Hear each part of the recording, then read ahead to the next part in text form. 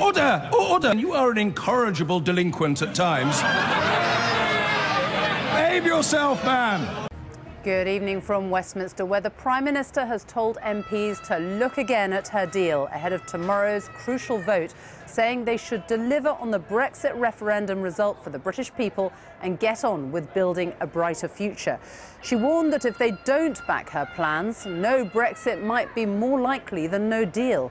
In a bid to support her, EU leaders have written a letter giving more assurances over the future relationship between the UK and the EU, including on the controversial backstop, the insurance policy to prevent a hard Irish border if a trade deal isn't negotiated by 2020. The Labour leader Jeremy Corbyn said if her deal is voted down, as is widely expected tomorrow night, a general election should be called. Here's our political editor, Laura Kunsberg. How many photo opportunities? How many polite conversations? Many more than the number of minds she's changed for some weeks now. Tomorrow, Parliament will give its verdict on the Prime Minister's Brexit compromise. This is what a last-ditch plea sounds like. I think the British people are ready for us to move on, to move beyond division and come together. That is the chance that MPs of all parties will have tomorrow night. And for our country's sake, I urge them to take it. Thank you.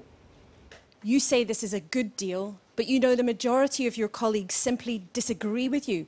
At this late stage, do you really think you have a chance of changing their minds? I have seen MPs, when I've spoken to them, who are now who recognise the importance of the decision that is being taken and saying that they will support the deal, whereas perhaps in the past they had some doubts about it. We're giving away so many things. Even on a soggy Monday morning, there's heat in the arguments outside. Just give them 125 million. The EU have. Are you clowns? I'm really annoyed, and I had to come down today. I had to come down because she's disgusting listening to them lot. She should do it off her own back. We voted leave, we leave. End off. If we leave without a deal, or her deal, we're going to be in dire straits. Whatever deal goes through, it's just going to continue this war between Brexit and no Brexit. This might not feel like a grand occasion, but these are some of the most important hours in Theresa May's career. There's no surprise she's come to leave supporting Stoke, but she's speeding back to Parliament, where her real problem lies. Most backbench Brexiteers heading to work have real fears about the deal, worrying we'd be stuck in a close bind with the EU. But despite months of rows, some might still be persuaded. As I told the Prime Minister when she phoned yesterday, and as I've told every constituent, I will listen to the debate very carefully.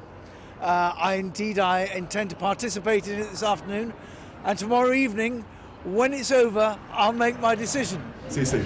Cheerio. Great. I just want to say thank you. Oh, my pleasure. But Eurosceptics aren't making friends by compromise. Dozens of them, including former cabinet ministers like him, are dead set against Theresa May's agreement.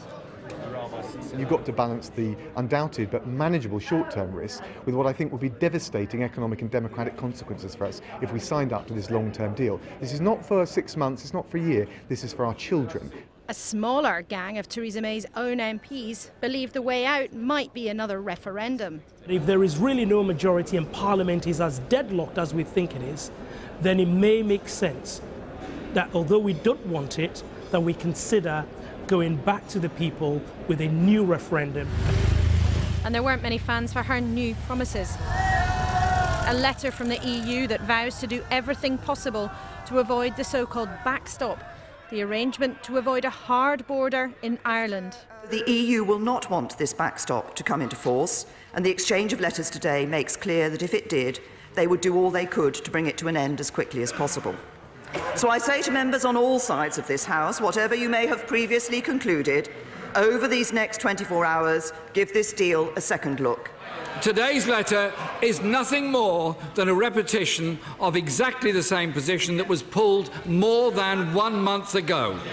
It categorically does not give the legal assurances this House was promised and contains nothing but warm words and aspirations. There needed to be legally binding changes to the withdrawal agreement in order for it to have any chance of getting through this House. Remember, for the Prime Minister, this is a compromise. keeping close ties with the EU after Brexit to preserve the economy, but taking charge here of issues like immigration.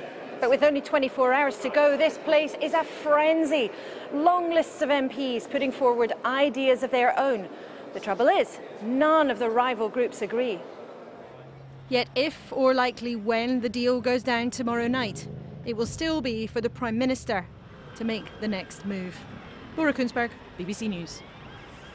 Well, the Prime Minister has warned of paralysis in Parliament if her deal is rejected, yet it's expected to be voted down tomorrow evening. The question is, by how much? Our Deputy Political Editor John Pienaar looks at the implications of tomorrow's vote. Theresa May's been fighting against heavy odds, and she still is, to get her Brexit deal approved. It's not all facing huge resistance. Plans for citizens' rights, so Europeans here can stay, are broadly in place, though even that's not settled on both sides. An end to free movement is a big part of the plan, though the policy on who'll be allowed into Britain is still a work in progress. But the latest letters from Brussels won't change the fact that Mrs May is staring at defeat for her plan. The real problem is in the fine print. It allows a transition period, no great change, till the end of 2020 and a year more if wanted, till there's a full-fledged trade deal with the EU.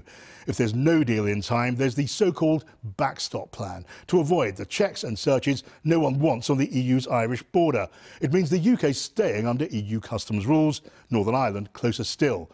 It'd be temporary, as Brussels says, till there's a trade deal. But how long's that? Some believe years, and that's a big problem in the Commons. Mrs May needs a majority to win here, 320 MPs or more, and she looks well short. Why? There's only 317 Tory MPs, and the party is split. The Tory Brexiteers want clear of EU rules quickly, even if that means no deal. Some want a hard expiry date on the backstop. Other pro-European Tories say, why leave the EU just to follow its rules with no say in writing them? And of course, the DUP, who prop up her government, fear different treatment for Northern Ireland will weaken the union. As for Labour, they're split too on Brexit, but nearly all want to defeat Mrs May or her deal, or both. If she wins, triumph, and on to Brexit Day on March the 29th. If she loses, and that's the betting, though there'll be a number of votes and the bigger any defeat, the weaker her position, the decisive battle of Brexit begins in earnest, in the Commons and behind the scenes. While Theresa May prepares to try again, Labour will pick its moment for a vote of no confidence in the government they know they're most unlikely to win. The plotting will be about who takes control of Brexit. Most MPs would oppose no deal. Several ministers would resign. And now there's an alliance of MPs hoping to seize control after any defeat for Mrs May, rule out a no-deal Brexit and mobilise a majority across the main parties behind a new plan backed by law. Their aim, and the aim of many other MPs, maybe delay Brexit till there's a fresh plan, maybe a softer Brexit deal closer to the EU, similar to Norway's, or maybe a new referendum. It could end in no Brexit at all. Now, talking up the chances of a no Brexit might help get Brexiteer rebels on side. That's Mrs May's hope. But the danger to Mrs May, MPs might succeed in seizing control. Her best hope of scaring rebels into line could become her worst nightmare. How does it all end? That's anyone's guess. The next big scene in this drama will be played out at Westminster tomorrow. John Pienaar there. Well, in a moment we'll hear from our Europe editor Katya Adler, who is in Brussels. But first, Laura Kunsberg is with me now. The Prime Minister's still on her feet in the Commons. She's been answering questions for the last 2 hours now. Has anything changed today? Well, technically, yes. The Prime Minister has got those letters of assurances from the European Union, those promises that they really don't want the worst case scenario to happen, for us to go into the controversial backstop, that guarantee against the hard border in Ireland. It's almost like the EU has said, we really promise that we don't want to end there. And yes, we've seen some more MPs, including one government whip actually, for the first time say, I'm not going to back it, and the number against it on the face of it has gone up. But fundamentally, nothing has really changed. for quite some weeks now. You've got these different camps of MPs ranged against number 10 for a whole variety of different reasons, determined to vote her deal down tomorrow. So as things stand, the Prime Minister is on the edge of something that traditionally could be terminal for a Prime Minister. And the expectation is that her deal will be voted down tomorrow night. Do we have any sense of by how much? Well, as things stand, it looks like it's going to be a whopping defeat. One government insider said to me a few days ago, we're going to be smashed. That said, things have been so unpredictable and strange in recent weeks, and there could well be new amendments, changes put forward by different MPs that could quite suddenly change the dynamics and change the numbers in one way or another. And remember, as confusing as this might sound, and as much as these arguments have been like a broken record, it still is possible that tomorrow night MPs won't vote on exactly the deal that Theresa May has put on the table. It's possible there might be another vote that tweaks it, that changes it before that final vote of yes or no actually takes place. So defeat, that looks pretty much certain, odds on. But by how much? That could still change. There's a real question mark. Laura Kunsberg, thank you. Well, let's go to Brussels now. Our Europe editor, Katya Adler, is there. And these letters of assurance that the Prime Minister has had today in a bid to support her, the feeling is that the brutal reality is they're not adding very much more. Well, that's right, Sophie, but from an EU point of view, why would they add something more? Because the view in Brussels is this Brexit deal is not something they came up with overnight. It's not something they concocted all by themselves.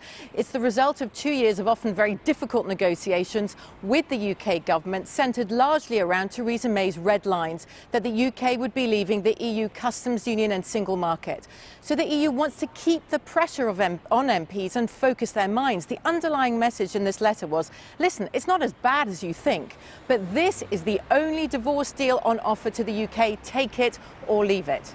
But, Sophie, Europe will be watching that vote very carefully tomorrow to see if it doesn't pass, by how many votes. And it's only then that an internal conversation starts in EU circles as to what next. Because you see, up until now, the 27 EU leaders haven't thought amongst themselves of a plan B or even admitted to each other there could be one. But they will want to try to avoid a no-deal Brexit if they can. The EU is unlikely to make any kind of significant moves until it sees MPs sort of uniting around one alternative to Theresa May's plan or one particular change. And even then, inevitably, there will be limits to EU flexibility. Katya Adler in Brussels, thank you. Well, today, Theresa May also warned that trust in politics will suffer catastrophic harm if the UK doesn't leave the European Union. But what are people who voted in the referendum making of it all? Our home editor, Mark Easton, has been to York, which voted to remain, to gauge views there. When politics got too hostile in London, Charles I moved his court here to York in 1642. The current parliamentary deadlock and public divisions over Brexit are said to have echoes of the national schism that led to civil war. So we've come to the Merchants' Hall, a building that's hosted debate in the city for centuries. We asked 8 local people, 4 who voted to leave, 4 to remain, for a one-word description of the state of British politics. Confused. Appalling. Messy. Confused. Childish. Unsettled. Confusing. Confused. It's an absolute shambles. Nobody knows what they're doing. They're arguing. I just think it makes us look a complete embarrassment, if I'm honest. I totally agree with that. It is an embarrassment to be British, really. These people have been tasked with getting the future right for the whole country going forward from now, and all they seem to be doing is fighting amongst themselves and not pulling together. I voted remember, rather than arguing and just get on with it and just crack on. A majority in York voted to remain at the referendum, but passions run deep on both sides. Arguments over Brexit seem to be becoming increasingly shrill on social media and on the streets. It's as if somebody's opened a box and it's okay to say these awful things because it relates to the whole shambles that the country is in because of Brexit. I think a lot of people who voted to maybe leave thought that, you know, the immigration would stop, we would open the gates and say bye, see you later. Where I work, you've got teenagers with those views who don't understand what they're saying. Some people have said, you know, if we were to have a second referendum, the reaction of those who voted to leave could be violent. Yeah. I think there would be a lot more tension in the country if there was a second referendum. Yes, I do. Definitely.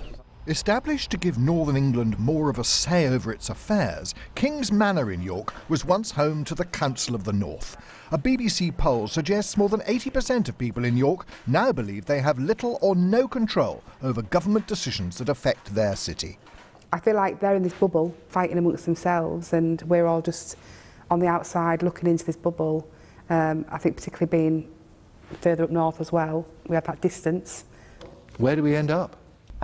I can personally see it going to another general election the way it's going at the moment, because there's just so much fighting within Parliament. The still country's half and half, there or thereabouts, so that either way it's going to go. The general election is going to sort nothing out. No. We should go to no deal, in my humble opinion. No deal. I voted leave.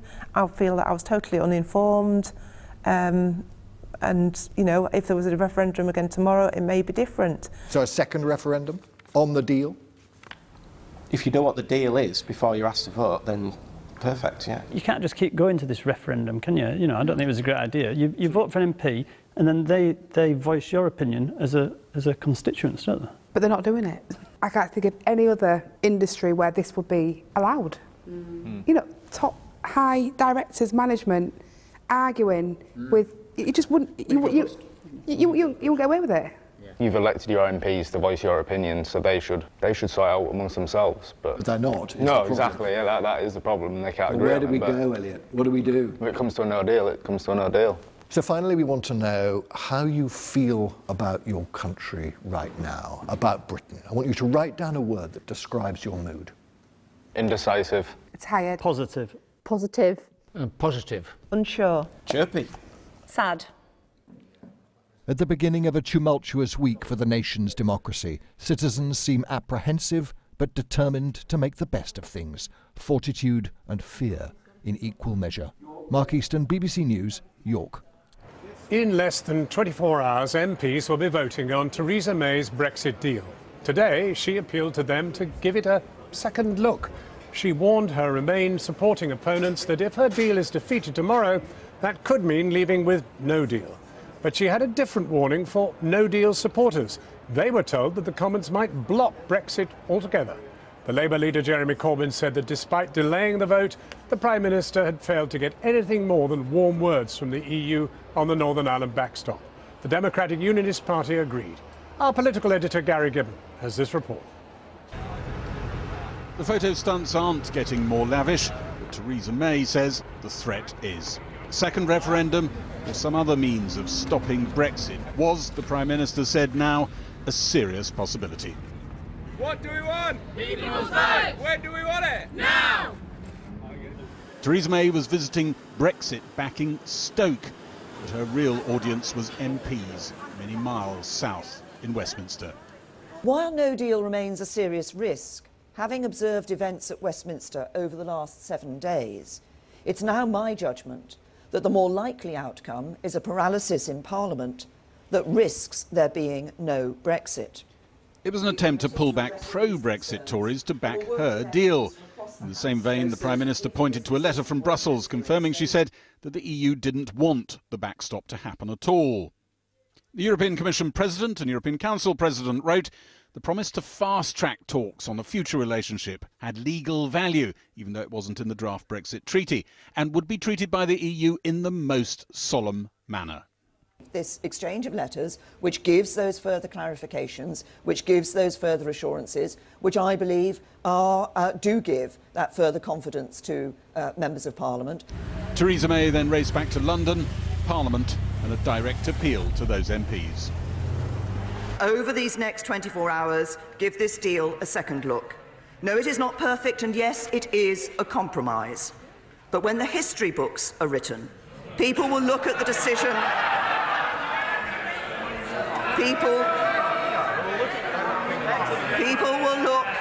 People will look at the decision of this House tomorrow and ask, did we deliver on the country's vote to leave the European Union? Did we safeguard our economy, our security and our union? Or did we let the British people down? One whip resigned to vote against the deal. Some Tory MPs came on side. We're going to lose Brexit, it's going to be delayed. The Remainers, with the help of the Speaker, are determined to do that. So I've got to bite the bullet, be pragmatic and vote for Mrs May's deal. There were people who said the Prime Minister will always run this late in order to terrify Brexiteers like you that they might lose the prize itself. It's worked. No, I'm terrified. And I'm right to be terrified. Plenty of others think the Prime Minister is heading for the serious defeat she ducked in December when she called off this vote. Members across the House will not be fooled by what has been produced today. It's clear what we are voting on this week is exactly the same deal we should have voted on in December. 5 weeks since the Prime Minister pulled the vote saying that there had to be legally binding assurance, will she admit that nothing has fundamentally changed? I mean, that's the reality. Let's not kid ourselves about that. A published letter from the Attorney General assessing the EU's letter didn't seem to shift support either. The letters don't overrule the treaty. They're a fig leaf, and a small fig leaf at that. Isn't that true? We do have those further assurances which would be, which sit alongside the withdrawal agreement. Some opponents of the Prime Minister's deal think Number 10's been spreading exaggerated ideas of how much the Prime Minister could lose by, talking of numbers like 200 plus. They say Number 10's just trying to manage expectations. They would, though, like to defeat the deal by 100 plus, they say, to try and kill it off for good. Some allies of the Prime Minister say her deal could survive a defeat of 70 or so. One former Chief Whip disagrees. If it's more than 60 against, then I would have thought the deal is as dead as a dodo. She seems to think she might just be able to come back in those circumstances, because it means from a loss of 60? From turning about 30. That means you have to turn 30. And people around her say, no, that's the sort of defeat that feels like victory. I think members of Parliament have thought this through very carefully. Your office is probably festooned with these, isn't it? Have you done your own? Yes, and we do all have organograms, although I think mine is probably in my brain. MPs last week inserted a new challenge for the Prime Minister. Defeat tomorrow would mean she must return a week today, with a plan that MPs could then amend. Next week could be even more momentous. Yes, we have got to get ourselves through this political crisis. But it'll involve MPs turning around telling the Prime Minister what her policy should be, and her not necessarily adopting it. That's possible, but as I say, this confrontation, if that's what we end up with, cannot go on forever. I know that. But you don't know how it ends? No, I can't predict how it ends. A group of former Tory ministers is hoping to insert some certainty. An amendment that could force backbench plans on the government, rule out no deal and delay the Brexit date. It's only coming about because the government has failed to do what it should be doing. It has failed to secure cross-party support for its deal. It's failed to explore what the other options are, and tomorrow night it almost certainly, despite the fact that I'll be voting for it, is going to fail to secure support for this deal. And we do need to start thinking afresh about how this democracy functions in order to deliver that referendum result. The Prime Minister wouldn't go near requests to let MPs frame a new approach. If she loses tomorrow night, give this House an open and honest process where it can express its view, and she and the government then becomes the servant of this House in the negotiations. Prime Minister! The government is a servant of the people. We are ensuring that we are delivering what the people want. But she needs MPs to implement what she sees as the people's will. And tomorrow could confirm she's got nowhere near enough of them. And Gary is with us now. Gary. Well, the question people will be asking, I think, is has anything changed? The question we keep asking. I did detect quite a few times when I was listening to Theresa May that she stopped saying emphatically we are leaving on the 29th of March and kept saying it is the intention, the aim of the government to leave then. Has anything else really changed? The letter from the EU, she more or less conceded herself, doesn't fundamentally change anything, though she hopes it will give confidence to some people. Doesn't seem to have moved any votes whatsoever. Will she have to change, will she consider changing overnight on an amendment that is floating around? There's been a lot of buzz around today that the government I think some elements of the government are rather keen that the government adopts an amendment that's written by the rather loyal backbencher Andrew Morrison. So one has the suspicion that it was done with this intent. And it more or less puts a sunset clause on the backstop and says at this date we will leave. Well, that is in complete contravention of the withdrawal agreement, which they're supposed to be passing. And the idea would be, and some elements of government, we know, Andrew Leadsom talked about it to the Cabinet last week, keen to do this, think, well, maybe if you've got showed how much support there was for the withdrawal agreement with that attached, you could go back to Europe and suddenly they'd bend and somehow sort of give you that or something that looks a lot like it. It is not at all clear that Number 10 itself is convinced this is the way to go, but you sense with conversations in the House that people are floating around this, and that could change the dynamics tomorrow. But as it looks at the moment, without that amendment, she is hurtling towards a pretty horrible defeat. And at that point, the rhetoric about I'm for the people, not for Parliament, well, there are some cabinet ministers who think that might have to change. And they think they've detected in conversations with the Prime Minister, never the easiest person to detect where she's going, that she might have some sympathy deep down for that approach, for finding out where Parliament is and maybe going there. But she said nothing definitive on that in public. I'm not sure she's gone that far in private. Gary. Now, a little earlier, I spoke to the Education Secretary, Damien Hinds, who is backing the Prime Minister's deal. I began by asking him if he would consider resigning himself if Theresa May loses the vote in Parliament tomorrow and we end up with no deal. Look, I don't want there to be no deal. I also don't want there to be no Brexit. Look, if you're going to leave the European Union, and we are, I'll come on to no Hinds or Hinds in a minute. If we're going to be leaving the European Union, and we are, because that's what the outcome of the referendum was, you've got to do it in a way which is sensible, which is good for the economy, protects people's jobs, protects key sections of our industry. That means a negotiated exit. Well, 13 of your colleagues have already, that's ministerial colleagues or whips, have already resigned. One of them today. I mean, the man whose job it was to try and get everybody to vote tomorrow. There are no circumstances under which you would resign? Of course. I mean, any member of the government is there to support the government policy, and ultimately, if you can't support a government policy, then you can't be in the government. That's what collective responsibility is. But I am supporting the government policy fully, which is to get behind this deal to make sure we get a good negotiated exit from the EU, and frankly, so that we can also then move on and work on all the other things full time that we should be working on. We are in a terrible place. We're in a place where people are querying the performance of the Speaker. They're at loggerheads with each other. This is not a party political issue. This was not made for Parliament, and it was not made for a referendum either. We're in a real pickle.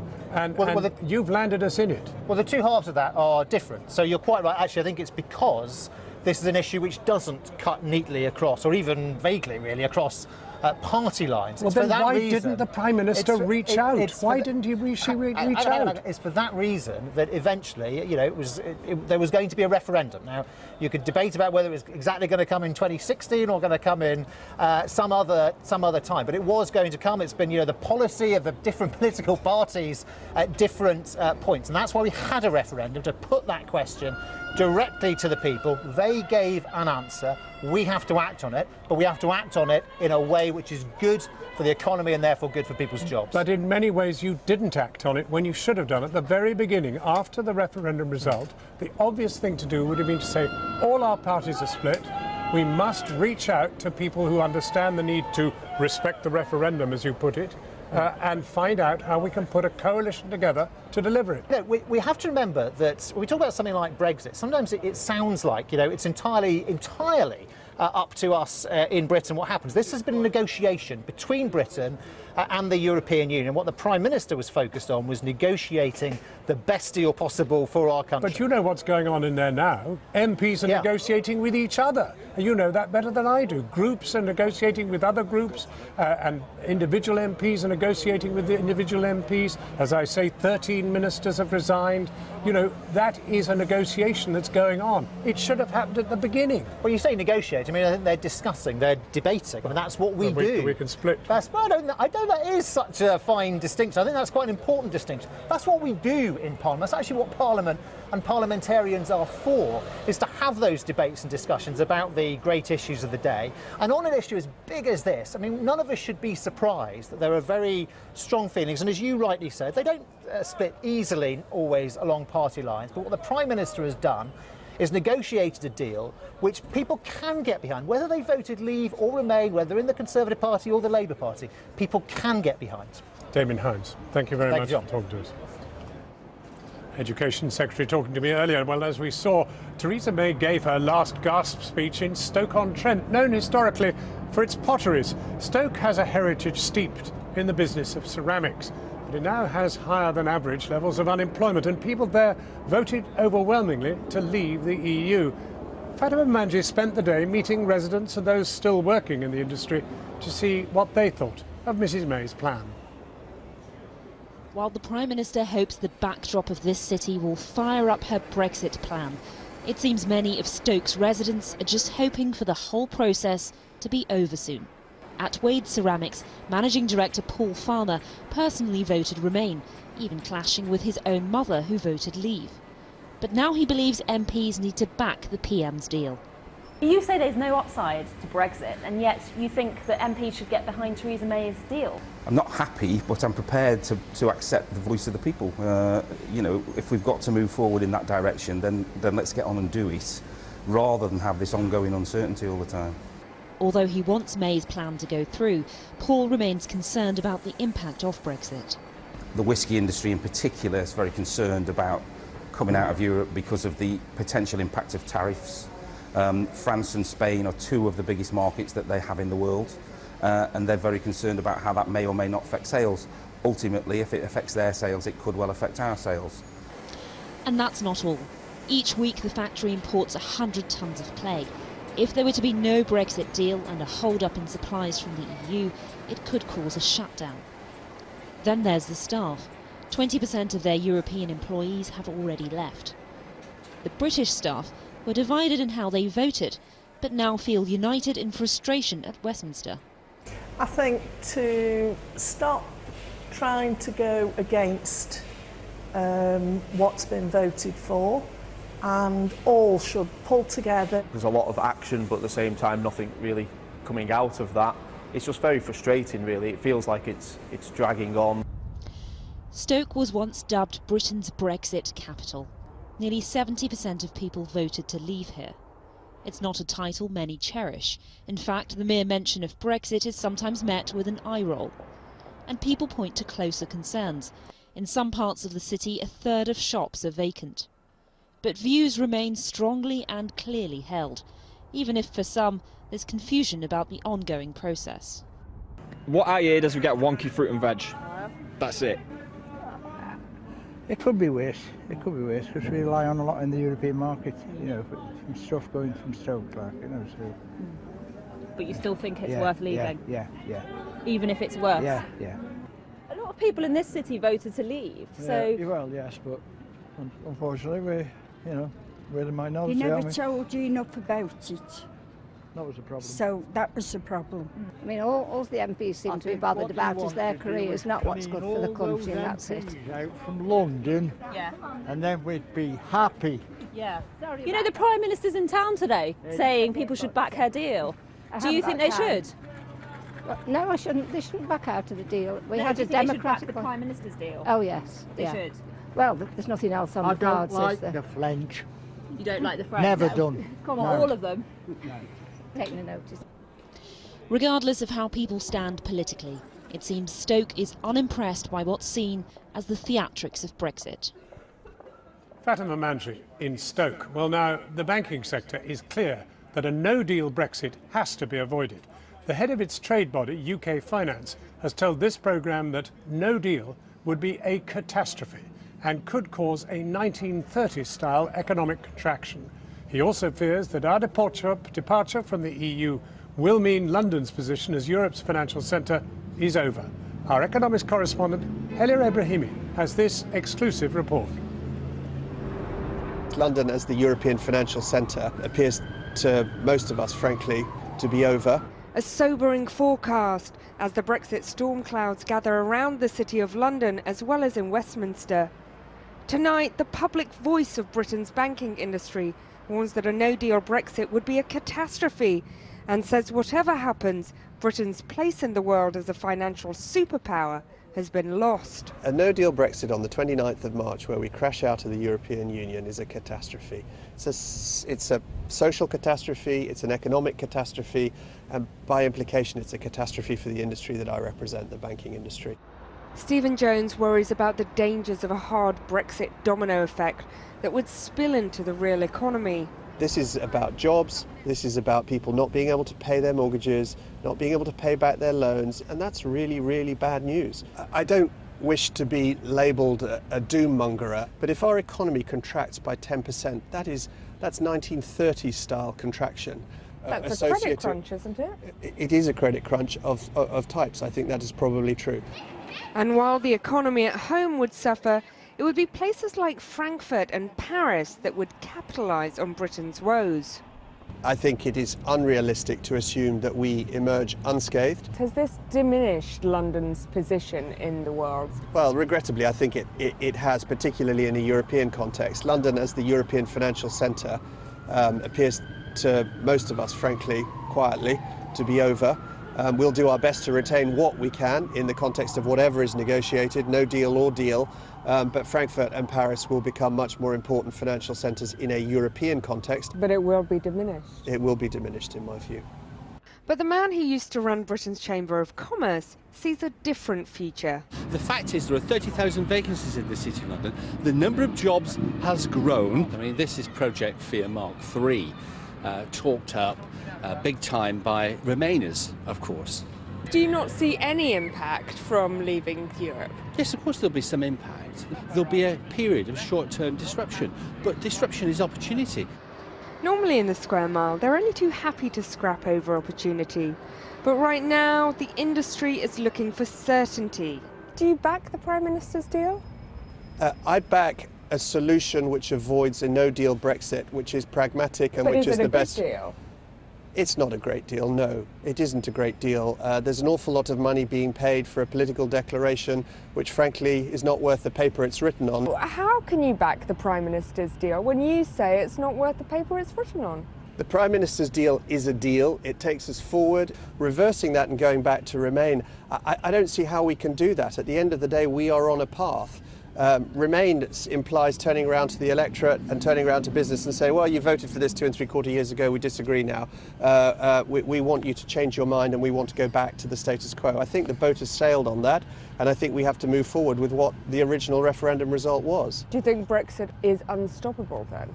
Another referendum actually risks a stronger mandate for Brexit and therefore, frankly, is a waste of time. Financial services has been Britain's economic flag bearer for decades, but now it fears its prospects are darkening, and with it, Britain's economic might. Well, now I'm joined by the former Education Secretary Nicky Morgan, who will be voting for Theresa May's deal, but is prepared to back a softer Brexit if the Prime Minister loses tomorrow night. Here too is the Labour MP Chuka Umunna, who backs a second referendum. And what's interesting about both of you is you both worked in the city. You're now the chair of the Treasury Select Committee. But let me ask you both. I mean, is that scare tactics or is that truth? I think that's there's a lot of truth in what Stephen Jones had to say there. It ties in with the evidence that the Treasury Select Committee took from the Treasury, from the Bank of England and from economists before Christmas. Look, I've no doubt that actually London will still be one of the great financial centres of the world, but it may not be the biggest and have the deepest markets. You know, we all have to work very hard to regain our competitive place in the world. But in these anarchic times, there will be some people who say, well, good thing. Well, look at the mess they made of 2008.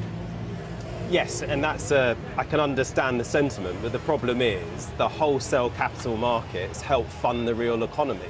And, you know, if you just look, for example, in Loughborough, where Nicky is, where I am in Streatham in London, we need, for example, more investment in infrastructure, and wholesale capital markets have a role in that. So, yes, I mean, I don't think bankers are terribly popular, but in the end they provide the kind of money that helps the economy keep moving. Well, let's get back to what's going on in there, and more particularly what's going to happen there tomorrow. Do you not think that parliamentary tradition British tradition is that a Prime Minister who loses not once, not twice, not 3 times, well, possibly 3 times tomorrow night, isn't that time to resign? Well, I don't think we are living in normal times, and we've got this huge issue of Brexit to deal with. The Prime Minister's made it very clear that she won't be fighting in the next general election as leader of the Conservative Party. And look, I don't know how much longer she'll be in that position for, but I don't think changing Prime Minister at this critical moment in time would be the right thing to do. The right thing to do is to have the vote tomorrow night, see what happens, for the Prime Minister hopefully set out a clear plan B. But if she can't, and we've heard what the dangers of a no-deal Brexit are, then Parliament, MPs, are going to have to do that work to find that compromise to get a deal through. What's your reading from your side of the Commons as to what's going to happen tomorrow night? Well, People are talking about 100. I mean, it's going to be a big defeat. It's going to be a big defeat, and after it, I mean, let's look at the timing here. We've got less than 40 sitting days to the scheduled day of exit. We have 800 to 1,000 pieces of secondary legislation that need to go through that place. In addition to that, 4 or 5 bills: the trade bill, the agriculture bill, the fisheries bill. There is no way I can see us being able to get all of that done. So my own view is once her deal the withdrawal agreement has fallen, I want to see the Leader of the Opposition put down immediately a vote of no confidence in the government, so we can at least test whether a general election can help resolve this. I suspect it won't be able to, because the DUP are clear that they will continue to give confidence to the Prime Minister if her deal falls. Well, they've been bought for £1 billion. Well, you could say that. You said that, I didn't. But, and then the question is, what next? Now, my own view is I think that ultimately we're going to have to refer this back to the people, because I cannot see a consensus emerging behind us. But equally, increasingly, as you saw in the package just now, the problem here is Brexit. Brexit is the problem. Brexit in the form it was promised to the British people is proving impossible to deliver. And we know every form of Brexit Parliament damages is the problem. Oh, you yes. lot can't handle it. The fact of the matter is it doesn't fit party politics. No single party has one single view. This place and is you're broken. being asked to arrive at something. And what is surely grotesque about this is that the people who've been trying to drive this through, the Prime Minister and her team, have not reached out to anybody who might have been able to help them. Well, that's right. Until last week, when they went as far as getting a trade union leader. I mean, it's extraordinary that they haven't been engaging, for example, with the representatives of millions of workers in this country properly. But it's a fair criticism. I think it is, sadly, a fair criticism. A number of us were saying to the Prime Minister and to Number 10, as far back as, well, at least last summer, if not before, that actually we should reach out across the House. You're right. There were people from different parties who voted and campaigned for Leave and Remain. Brexit should not be a party political issue. It is an issue affecting the whole of the country, and we've got supporters in our parties who have got very divided views. And on this, I think actually party politics should be set aside so we get a compromise, and then we go back, no doubt, to arguing about all the other things where we do still divide along party lines. Well, you two are agreeing more than you usually do on the floor of the House, so there's something could be done. I mean, Article 50, there's no way we can leave on the 29th of March, right? Well, this is the problem. I mean, you were posing the question, how can we avoid no deal? UK finance, just one sector of many, is saying leaving with no deal will be catastrophic. Now, there are 2 things that need to happen. The law needs to change the exit day, and that's done at the initiative of a minister, so Parliament needs to force the government to change the exit day, because we can't carry on with the 29th of March. If it is very clear, and I think it's getting to that stage where we are not ready. I mean, so Oliver Letwin, a former resilience minister for this country, is saying we are not ready to leave without a deal. So we will not be prepared for it. We've had 2 years to get going. Well, and again, I'm afraid to say there is a view that actually more preparation should be made. But the issue about going around all this, we are that awful phrase, we are where we are, and actually there is a group. I think you're right. A parliamentary consensus can be. So you'd back going to July, for example? Well, I think the difficulty is going to be fixing the right date, and of course there's European elections, there's a new commission to be appointed, there's legislation, and we've got to strike a deal. But would you agree to it? And they are clear that. Would you agree to it? In order to get an extension, it's got to be for a specified purpose. We've got to get the extension, of course, and they're saying July? We'll give it to you for a democratic vote. I don't think July would work because of the European elections, because there isn't a commission between about the spring of this year and autumn while that's fixed. If you're going to do it, it's going to probably have to be for longer. But the EU, Chuck is right, the EU will do it if there is a good reason for doing it. On this depressing situation. Thank you both very warmly for coming in. Thanks so much. In Brussels and European capitals, they are watching the Byzantine proceedings in Westminster with a combination of irritation, frustration and bewilderment. Both Donald Tusk and Jean-Claude Juncker have issued letters of reassurance that the so-called Northern Irish backstop will only be temporary. Well, let's now go back to Matt Fry for the rest of the day's news. We'll see you again later. Thanks, John. Well, as you were saying, meanwhile, the EU is getting ready for a possible request, as we just heard, from London to extend Article 50 and delay Brexit. But on what terms and for how long? Now, we can speak to the MEP Sophie in 't Veld, Dutch MEP and one of the leaders of the Liberal grouping in the European Parliament in Strasbourg. Thanks for coming on this programme, Sophie in 't Veld. Isn't it true that at this very late stage, this very late existential stage for Theresa May, the European Union has hung her out to dry? Well, actually, no. I think the European Union has been, we have accepted the decision of the British people. The vast majority of Europeans are very sad about that, but then we went on to negotiate. We did our homework. We've been negotiating in a very transparent manner and in good faith. The real problem here is not between the EU and the UK. The real problem, and I've said it many times, is within the UK, because there is no agreement between any of the politicians, between political parties, within political parties.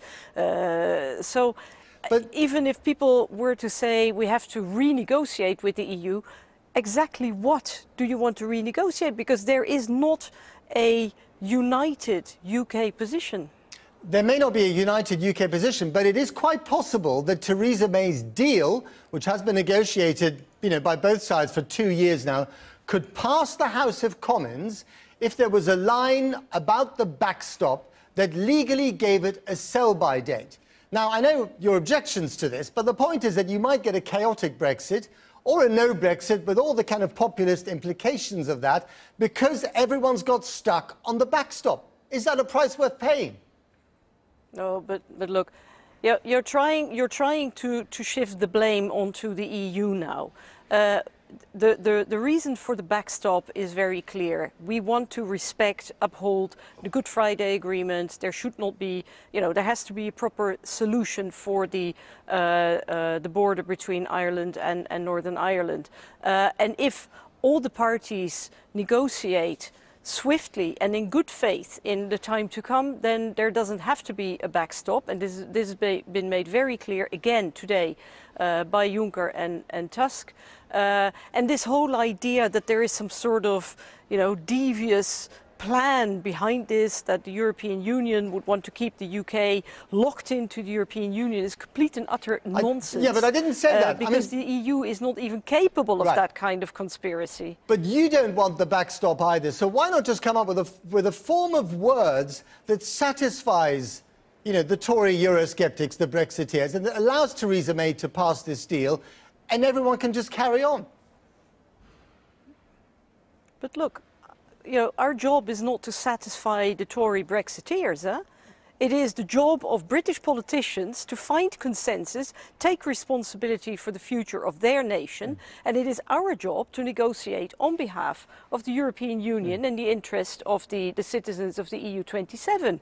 And we are not going to renegotiate neither the EU nor the Good Friday Agreement. This was all known from the start. We've been talking about this for 2.5 years. So it's about time that the British politicians make up their minds. So the point here is that none of them are going to get their way, 100%. Okay. None of them. They will have to compromise. So one more quickly. I mean, under what circumstances do you think the European Union should allow Article 50 to be extended, and for how long? Look, that proposal is not even formally on the table. And what for? Again, all I have seen, and there's one thing that I would like to say as a Dutch MEP, very pro-European, and somebody who is personally very sad about Brexit, but also sad to see how the influence that the UK used to have in the European Union has faded over the last 2.5 years because its politicians don't seem to be able to settle on anything. There is no compromise. So you know, I've just seen squabbling over the last 2.5 years, and this. The proud, strong nation that the UK was inside the EU is gone. So an extension in order to achieve what exactly? That was not possible to be achieved in the last 2.5 years. It's a good question, Chair, but we can't answer it. Run out of time. Sophie in 't Veld, thank you very much indeed. Watching the Brexit process, if you can call it that, unfold over the past few weeks, not to say months in Parliament, has been rather like witnessing the slow-motion build-up to a massive collision. And that clash itself between Prime Minister and Parliament is due to take place at around this time tomorrow night. Nothing the Prime Minister said today appears to have made any difference at all. She asked MPs to have a second look. She told them not to let the British people down. Is that it? Was the response of the SNP in the Commons? Labour said she had utterly failed to ease MPs' concerns. So what can one really say at this point? But fasten your seatbelts. It could be a bumpy ride. The night before the vote, and one last sleep for the Prime Minister. But any dreams of victory here have long been put to bed. Theresa May started a final push today at a pottery in Stoke, hoping voters in this Brexit heartland might vouch for her work as she fails to mould a deal MPs will buy. I think she's a lovely lady, but I'm not sure about a Brexit plan. I just think it's a farce. Something needs to be done. The most majority of the people I spoke to want a no deal Brexit. So you would rather a deal failed tomorrow then, in that case? Yeah. But today the Prime Minister warned the more likely outcome is no Brexit at all, as Parliament looks certain to reject her deal. Having observed events at Westminster over the last 7 days, it's now my judgment that the more likely outcome is a paralysis in Parliament that risks there being no Brexit. Notepads were ready for any final concessions from the EU, but her deal is unchanged, and with no plan B, Parliament's threatening to come up with one for her. Prime Minister, you've had 2 years to reach out to MPs. You've got 2 days left and virtually nothing to offer them. Why shouldn't Parliament wrestle control of Brexit from you? You say we haven't achieved. We have achieved this exchange of letters, which gives those further clarifications, which gives those further assurances, which I believe do give that further confidence to members of Parliament. Those letters, published today, were supposed to reassure MPs about the Northern Irish backstop, but instead the EU wrote, "We are not in a position to agree to anything that changes or is inconsistent with the withdrawal agreement," simply pledging the European Union does not wish to see the backstop enter into force and that it's committed to making this period as short as possible. I think we've got a plan in terms of how we're going to engage with colleagues. Even those doing the convincing have failed to persuade themselves. One of the government whips we filmed in December today resigned. Nothing new in the deal to persuade Gareth Johnson to vote for it. Statement, the Prime Minister. This afternoon, she insisted the EU's letter was worth reading. These conclusions, quote, would have legal force in international law. But this House still isn't budging. Members across the House will not be fooled by what has been produced today. It's clear what we are voting on this week is exactly the same deal we should have voted on in December. Will she admit that nothing has fundamentally changed? I mean, that's the reality. Let's not kid ourselves about that. So tomorrow's vote here looks all but certain. Nobody would bet on Theresa May winning. The real gamble's what happens next. Paul Brandt, News at 10, Westminster. If Mrs May was hoping for any last-minute help from EU leaders, she would have been disappointed, and not, let's face it, for the first time after the letter that Paul just mentioned. It said, basically, that the withdrawal agreement can't be changed. Our Europe editor James Mates is in Brussels. James, if, as expected, the withdrawal bill is voted down back here tomorrow night, how do you think the EU will react? Well, one of the reasons they haven't given anything yet is because they don't think it would make any difference. Yes, the focus is on the backstop, but they can see the opposition goes much further than that. They don't want to jeopardise hard-won EU unity for something that doesn't actually make any difference. that may change when we know the numbers in the vote. If it's very close, perhaps a nudge, something to help Theresa May get it over the line on a second attempt. If, however, the defeat is huge, then they will wait and see if there is anything around which the government or MPs can coalesce into some sort of majority. Don't forget, this withdrawal agreement is based around the British red lines: no single market, customs union, freedom of movement, no European court. If any of those were to change, particularly I think on the customs union, then a different agreement may be possible, because that would make the backstop less important. We've heard a lot of talk back here about extending Article 50. Would they accept that in your view? Well, I think realistically we now know that the only way the March 29th deadline gets met is if either Theresa May wins tomorrow or Britain goes hell for leather for a no-deal Brexit. With 2.5 months left to negotiate and put in place a whole new and different arrangement, not realistic. It would take EU unity to achieve it, all EU 27. They wouldn't agree to it just to carry on talking around the same stuff as the last couple of years. But if some new deal was being talked about, then a short extension, 1, 2, 3 months, very possibly. OK, James, thank you very much indeed. So, James was talking about the numbers there. How are they likely to stack up in that meaningful Brexit vote tomorrow? Well, there are a number of amendments which may affect the motion that's finally voted on. But as things stand, around 110 Conservative MPs, both Leave and Remain, have publicly indicated they'll vote against the deal. That leaves about 200 Tories who will probably fall into line and support the Prime Minister. You can add to them the 3 Labour MPs who've said they'll support the deal, as well as the former Labour MP Frank Field and former Lib Dem Stephen Lloyd. But this still leaves the PM more than 100 short of the 320 target. That's because lining up against the bill will be the 10 DUP MPs, 35 from the SNP, 11 Lib Dems, 4 from Plaid, 1 Green and up to 250 Labour MPs. Those are the numbers. Now to the mechanics. When the time comes for MPs to vote tomorrow, how does that physically happen? In a rare look behind the scenes in Parliament, our political correspondent Carl Dinnan walks us through it. The Prime Minister will wrap up the debate on her EU withdrawal agreement here at about 7 o'clock tomorrow night, and then it will be decision time. MPs will have a number of decisions to make. There could easily be a couple of hours' worth of voting on amendments before the main vote on the agreement itself. At that point, they will all troop out here to the division lobbies. Those who agree with the Prime Minister, however reluctantly, will go through those doors. Those who disagree with the Prime Minister, and there may be many, will walk through these doors. Now, this is one of the most important places in the country, and yet we're hardly ever allowed to show you it. This is one of the 2 division lobbies of the House of Commons, where decisions are made that affect people's lives day in, day out. But the decision MPs will make here tomorrow night will be one of the most momentous that many of them have ever made in their careers. To cast their votes, they walk through the door that we've just walked through, or through one of these side doors, and down here to where the clerks at the desks will take their names. Then they go through these doors where 2 tellers will count the number of votes, and that's it. They voted.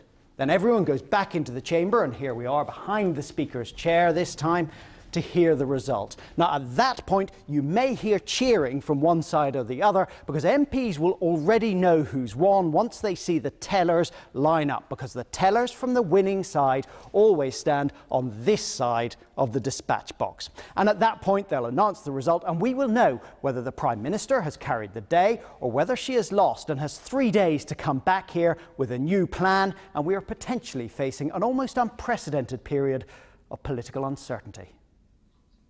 Carl there with a rather intriguing physical walk through the lobbies. Not often we get to do that.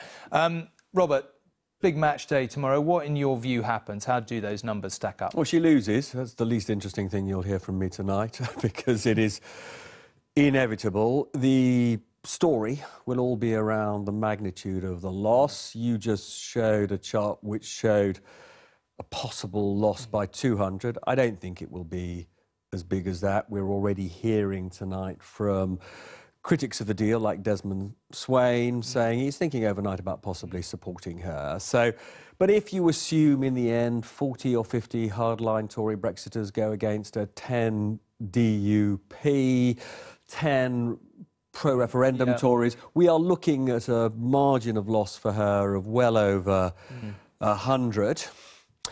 Talking to a member of her cabinet this evening, they think her best chance of somehow preserving her deal in another vote is if the loss was by a few dozen. I think it will be more than that, but equally, I'm not sure she will, even in those circumstances, be prepared to give up her deal. OK, if it is a reasonably chunky loss, I guess everyone wants to know tonight, what next?